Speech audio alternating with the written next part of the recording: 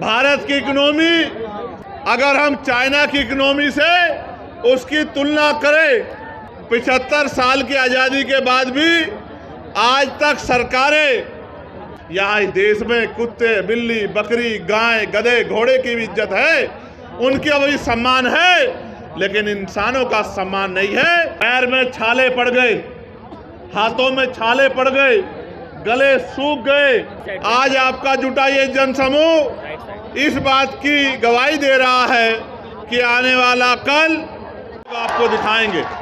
सम्मानित साथियों, ये देश 15 अगस्त 1947 को आज़ाद हुआ है। 14 अगस्त 1947 को हम लोग इस देश में ब्रिटिश हुकूमत के अधीन थे। ब्रिटिश हुकूमत के अधीन होने के कारण इस देश में बहुत सारे हक अधिकार हक वंचित समाज के लोगों को नहीं थे। यहाँ तक कि इस देश में सदियों से चली आ रही कुप्रथाएं भी थी, जिनमें विधवा विवाह ना होना, बाल विवाह होना, महिलाओं को सती प्रथा जैसी कुरीतियों का सामना करना और भी ऐसी बहुत सारी कुरीतियां और प्रतिबंध लगा के हक वंचित समाज के लोगों को गरीबी, बेबसी, लाचारी और जुल्म जाति का जीवन जीने के लिए मजबूर किया गया था। ये बात मैंने आपको इसलिए बताई कि आज भी आपकी समस्याओं में ये समस्याएं प्रमुख हैं कि रोटी, कपड़ा, मकान जो बुनियादी जरूरत है, खाने के लिए रोटी, पहनने के लिए कपड़ा, सर ढकने के लिए छत, पीने के लिए साफ पानी और आत्मसम्मान का जीवन, ये बुनियादी ज़रूरतें हैं। 75 साल की आज़ादी के बाद भी आज तक सरकारें अंतिम व्यक्ति को रोटी, कपड़ा, मकान, अच्छे कपड़े और पीने के लिए पानी की व्यवस्था कराने में कामयाब नहीं हो पाई।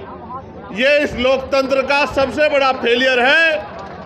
जो काम आज़ादी के 10 सालों के अंदर हो जाना चाहिए था, वो काम आज़ादी के 75 सालों के बाद भी नहीं हुआ है।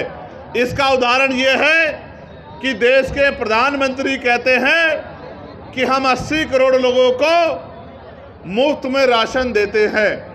अगर इस देश में लोगों की जेब में पैसा होता, वो गरीबी के जीवन से निकल पाते, तो 80 करोड़ लोगों को मुफ्त में राशन नहीं देना पड़ता। क्योंकि भारत का खून स्वाभिमानी खून है। ये हाथ फैलाने में नहीं, मजबूती से संघर्ष करने में भरोसा रखता है, लेकिन इनको मजबूर किया गया है हाथ फैलाने के लिए, सिस्टम बना के किया गया है। मैं इसलिए आपसे कह रहा हूँ और मैं तर्क के साथ आपको कहना चाहता हूँ, मीडिया भी इस बात को दिखाएगा कि भारत के साथ साथ कई ऐसे अन्य कंट्रियाँ भी हैं, कई ऐसे देश भी हैं जो भारत के समकालिक या भारत के बाद आज़ाद हुए, और आज उन देशों में जाके देखोगे तो आपको एहसास होगा कि वो भारत से लगभग 50 साल आगे चल रहे हैं। जब एक समय पे आज़ाद हुए देश अगर बहुत दूर ना जाके यहीं चाइना को देखा जाए, भारत की इकोनॉमी, यहाँ के नेतागण 5 ट्रिलियन बनाने की बात करते हैं। अगर हम चाइना की इकोनॉमी से उसकी तुलना करें तो हम 1/4 पर भी नहीं पहुँच पाए हैं। एक समय में आज़ाद हुए देशों में इतना अलग अलग तरह का आर्थिक गैर बराबरी का जो उदाहरण मिलता है, ये इस बात का उदाहरण है कि आज भी इस देश का अंतिम व्यक्ति बुनियादी सुविधाओं से वंचित है। और मुझे कहने में कोई परहेज नहीं है कि इनमें भी दलित, आदिवासी और पिछड़े वर्ग के लोगों के हाल बहुत बुरे हैं।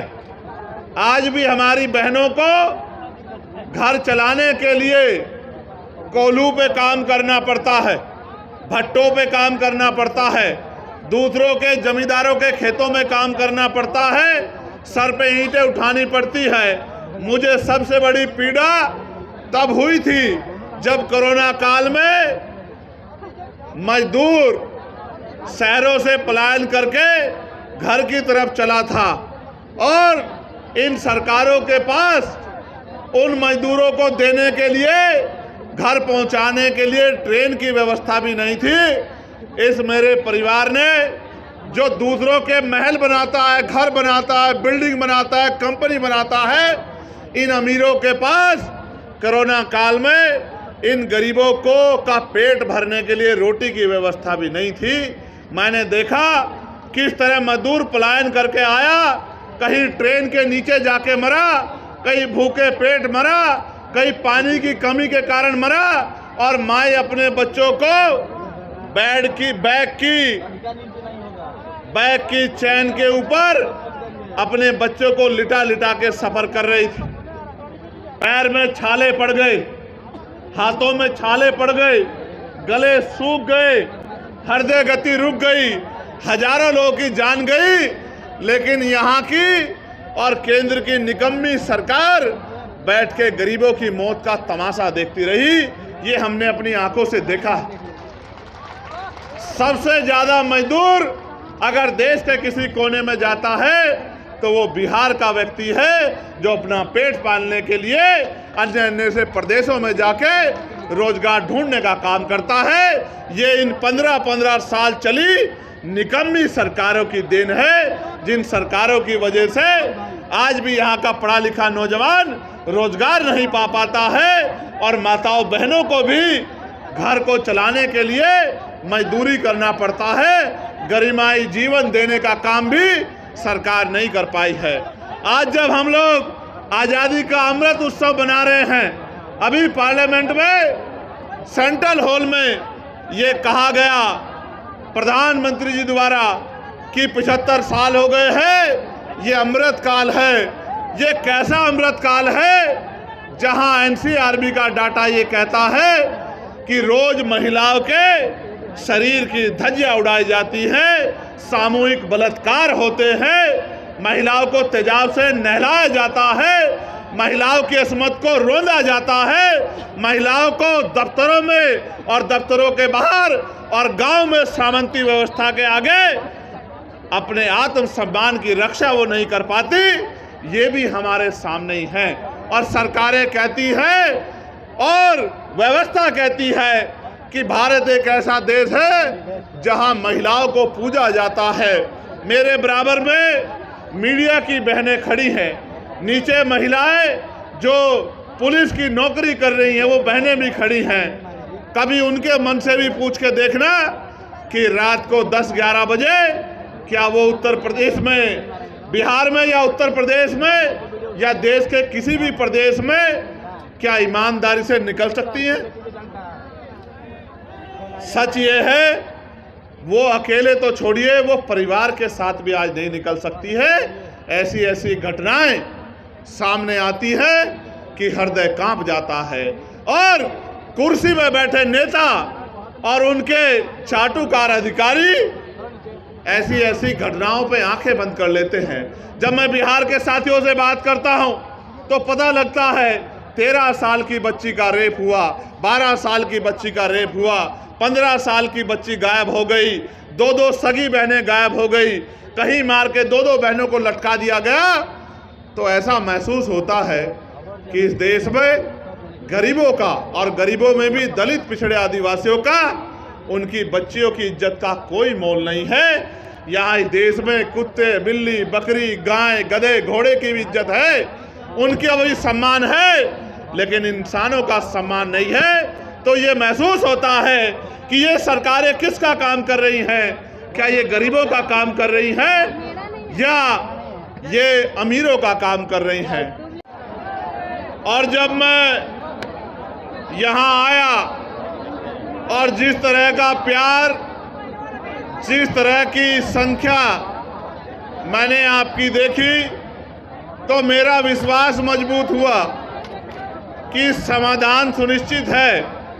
आपकी समस्याओं का समाधान आने वाले कल में सुनिश्चित है, क्योंकि जब जब आप अपनी समस्याओं के लिए ईमानदारी से काम करोगे और समस्या का हल ढूंढने का प्रयास करोगे, तो क्योंकि भारत में लोकतांत्रिक व्यवस्था है और बिहार तो लोकतंत्र के जननायकों में से बड़े बड़े नेता जिन्होंने बिहार में जन्म लिया, ये क्रांतिकारी धरती है। यहाँ की समस्याओं का हल तो बहुत जल्द सुनिश्चित हो जाएगा। आज आपका जुटा ये जनसमूह इस बात की गवाही दे रहा है कि आने वाला कल कमजोरों का, गरीबों का, दलितों का, पिछड़ों का, आदिवासियों का, मुसलमानों का, अन्य धार्मिक अल्पसंख्यकों का और हर जातियों के गरीब लोगों का है। ऐसा विश्वास मेरा आज आपकी संख्या के आधार पर यहाँ मजबूत हो रहा है। साथियों, मैंने बहुत सारी समस्या आपकी सुनी, वक्ताओं के माध्यम से मंच पे मैंने बहुत सारी समस्याओं को जाना और एक बहुत बड़ी संख्या यहाँ माताओं बहनों की भी है जो बड़े लंबे समय से जिम्मेदारी से इस मंच की तरफ देख रही हैं। बहुत बड़ी संख्या में नौजवान और जिम्मेदार लोग भी पहुँचे हैं। हालांकि आप भी जानते हैं कि पहले ये रैली 1 तारीख को होनी थी, लेकिन प्रशासन और सरकार द्वारा परमिशन नहीं दी गई और 1 तारीख के कार्यक्रम को आगे बढ़ा के 8 तारीख को करना पड़ा। शायद सरकार की ये मंशा रही होगी कि जब 1 तारीख को कार्यक्रम नहीं होगा तो 8 तारीख का कार्यक्रम फेल हो जाएगा।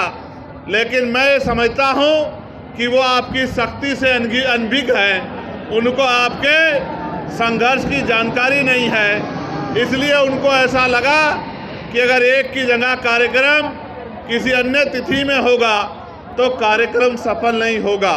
मैं मुख्यमंत्री जी को ये कहना चाहता